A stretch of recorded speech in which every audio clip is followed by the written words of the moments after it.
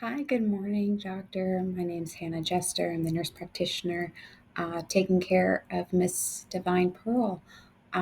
She is our 28-year-old G5P2 with 28 weeks gestation, currently experiencing painful regular contractions. Her cervix is long and closed on a bimanual exam. And I understand the plan is to discharge her on complete bed rest. I'd like to respectfully propose a more evidence based approach, drawing from the latest up to date guidance on preterm labor and from ACOG and MFM. According to up to date, accurate identification of a patient in true preterm labor is essential to avoid unnecessary interventions. Since Miss Pearl's cervix is closed and she has a history of preterm births, I'd recommend starting with a transvaginal ultrasound to start measuring the cervical length. A length greater than 30 millimeters has a high negative predictive value for imminent preterm birth. If her cervical length is between 20 to 30 milliliters, I would suggest a fetal fibronectin test if we have one. This can help determine the likelihood of delivery within the next 7 to 10 days.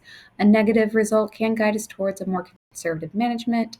If the test is positive, we should begin our interventions to reduce morbidity associated with preterm births, like atocolysis, an antibiotic for GBS prophylaxis, magnesium sulfate for neuroprotection since she is 28 weeks, and then antenatal corticosteroids.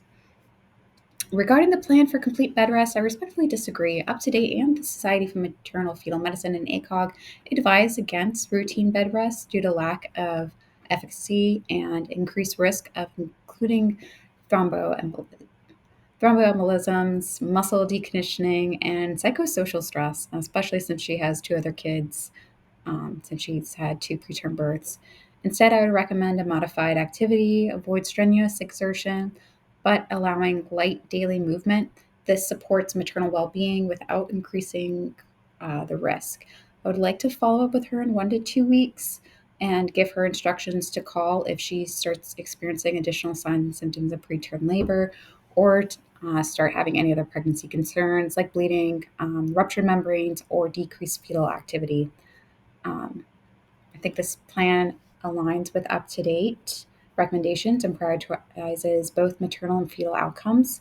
Thank you for your consideration for this approach. I'm happy to collaborate further on her care.